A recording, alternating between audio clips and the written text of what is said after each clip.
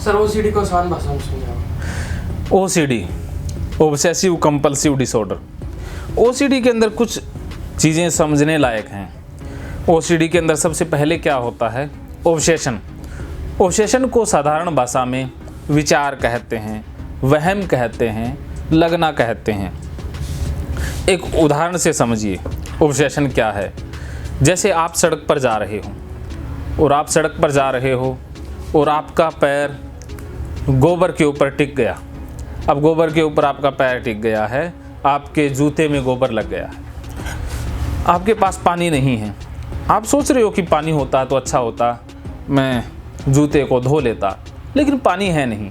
तो आप क्या करते हो, सड़क के ऊपर रगड़ लेते हो और चले जाते हो। और अब आप चले गए, आपने कोई सामान खरीदना है या किसी दोस्त से मिलना है, किसी के घर जाना है, और आप चले गए और शाम को घर वापस भी आ गए और घर आकर के कपड़े बदल करके और खाना खा करके सो गए। अब जिस समय आपके पैरों में गोबर लगा था, उस समय आपको लगा था कि भाई पैर गंदे हो गए हैं, पानी से धो लेना चाहिए, लेकिन पानी आपके पास था नहीं और आप पैरों को रगड़ करके, जूतों को रगड़ करके आगे चले गए। तो ये एक ऑब्सेशन था, या ये कह लीजिए कि रियल घटना थी, या आपको एक समय के लिए आया था कि आपके पैर गंदे हैं, धोना चाहिए, लेकिन आपके मन से ये विचार कुछ समय के बाद निकल गया, अर्थात ऑब्सेशन निकल गया। नॉर्मल इंसान के साथ ऐसा ही होता है कि उसके मन में भी गंदगी से संबंधित ख्याल आते हैं, विचार आते हैं, या बीमारी से संबंधित विचार आते हैं, भगवान से संबंधित आते हैं, कोई सेक्सुअल विचार भी आता है। लेकिन कुछ समय के बाद वो विचार बाईपास हो जाता है, मन से वो निकल ही जाता है, इंसान भूल ही जाता है कि मन में कोई विचार भी आया था। लेकिन जो इंसान ओसीडी से पीड़ित है वो भूलता नहीं है। जैसे उसका पैर गोबर से टच हो गया है और पानी उसके पास है नहीं, वो हो सकता है कि वो काम वही करे, फर्श पर या सड़क पर रगड़ ले और चला जाए, लेकिन अब उसका मन गोबर में ही अटका रहेगा। अब वो किसी से बात करेगा तब भी उसको लगेगा कि उसके पैर गंदे हैं, उसका शरीर बाप गंदा हो गया है। अब अगर वो किसी को हाथ लगाएगा तो वो गंदगी फैला देगा। तो अब उसका मन वहीं पर अटक गया है। अब सारा दिन वो हो सकता है 4 घंटे बाहर रहे, 5 घंटे बाहर रहे, वो उसके मन में वो ऑब्सेशन विचार फंसा ही रहेगा, वो अब उसको छोड़ेगा नहीं। अब वो घर आएगा तब भी उसको याद रहेगा कि भाई पैर में गोबर लगा था, भाई अब उसको धोना है, जूतों को बाहर ही निकालना है क्योंकि वो गोबर से सटे हुए हैं, उनमें गोबर है। लेकिन नॉर्मल इंसान तो भूल ही जाता है कि दिन में क्या हुआ था, रास्ते में क्या हुआ था, उसको याद ही नहीं है।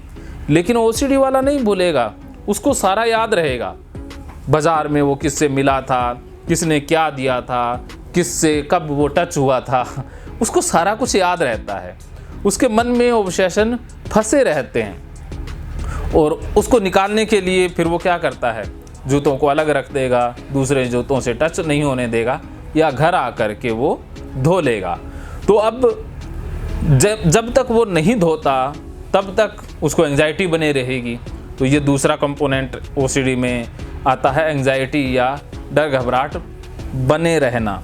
और तीसरा आता है इसमें कंपल्शन का, कि जब तक आप धोएंगे नहीं या कोई एक्टिविटी नहीं करेंगे तब तक वो ऑब्सेशन निकलेगा नहीं, एंजाइटी कम नहीं होगी। तो कंपल्शन करना मजबूरी बन जाता है, कंपल्शन किए बगैर शांति नहीं मिलती है।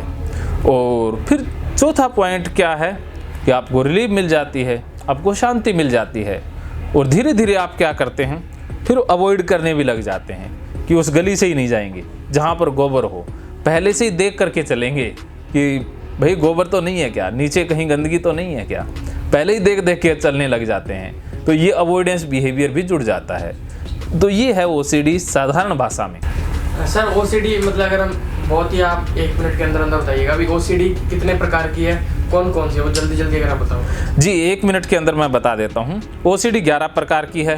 पहली है हाथ धोने वाली, सफाई वाली ओसीडी। दूसरी है रिलीजियस ओसीडी, भगवान से संबंधित बुरे विचार आना, सजा वाले विचार आना। तीसरी ओसीडी है चेकिंग ओसीडी, ताला या दरवाज़ा चेक करना। चौथी ओसीडी है illness anxiety disorder, rabies, cancer या HIV से संबंधित विचार आना। पांचवी ओसीडी है सिमेट्री ओसीडी, वस्तुओं को ऑर्डर में अरेंज करना। और छठी ओसीडी है काउंटिंग ओसीडी, नंबर रिपीट करना या काउंटिंग कर करके कार्य करना। उसके अलावा कलर से संबंधित ओसीडी है, कलर से संबंधित आपके मन में ऑब्सेशन आते हैं, हरा रंग अच्छा है, लाल रंग बुरा है। उसके अलावा शुभ अशुभ वाली ओसीडी है कि 3 तिगाड़ा काम बिगाड़ा, 7 नंबर अच्छा नहीं है, 13 नंबर बुरा है, इस तरह के विचार आना। इसके अलावा रूमिनेशन ओसीडी कि एक ही विचार बार बार मन में आता है और वो मन में ही फंस जाता है। तो ये ओसीडी की कुछ प्रकार हैं। सर अभी मैं बिल्कुल ठीक ठाक बैठा हूँ, मुझे कोई दिक्कत नहीं है गंदगी से, क्या फ्यूचर में मुझे भी ओसीडी हो सकती है? बिल्कुल हो सकती है। ज़रूरी नहीं है कि आपको गंदगी से दिक्कत नहीं है तो आपको ओसीडी नहीं हो सकती है। ओसीडी सिर्फ गंदगी वाली नहीं होती है, और भी इसकी अन्य फॉर्म्स हैं, वो ओसीडी हो सकती हैं। सर ओसीडी को क्या परमानेंटली ठीक किया जा सकता है? बिल्कुल किया जा सकता है, लेकिन इसके लिए मेहनत और समर्पण ज़रूरी है और अच्छी काउंसलिंग थेरेपी ज़रूरी है। दवाइयों का क्या रोल है सर? दवाइयों का इतना ही रोल है कि आपको एंजाइटी बहुत ज़्यादा हो रही है, आपके मन से ऑब्सेशन निकलते ही नहीं हैं, आप काउंसलर की बातें समझ ही नहीं पाते हैं, उनके ऊपर ध्यान ही नहीं दे पाते हैं, बातों का असर ही नहीं हो रहा है, तो दवाइयों का इतना ही रोल है कि आप दवाई ले लोगे तो आपको नींद अच्छी आ जाएगी, आपका मन कुछ देर के लिए सुस्त हो जाएगा और आपके मन में ऑब्सेशन अटकेंगे नहीं, आप लाइट फील करोगे, एंजाइटी कम होगी, घबराहट कम होगी। इतना सा रोल दवाइयों का है। तो सर आपने मतलब काफ़ी सारे ओसीडी पेशेंट को ठीक किया, उनको हैंडल भी किया है, तो वो क्या अजीब सी हरकत करते हैं? क्या आपको कभी उससे गुस्सा आता है बोर होके कि यार बस ये अब नहीं हो रहा है? जी बिल्कुल, गुस्सा भी आ जाता है, बोर भी होता हूँ, क्योंकि आखिर काउंसलर भी एक इंसान होता है।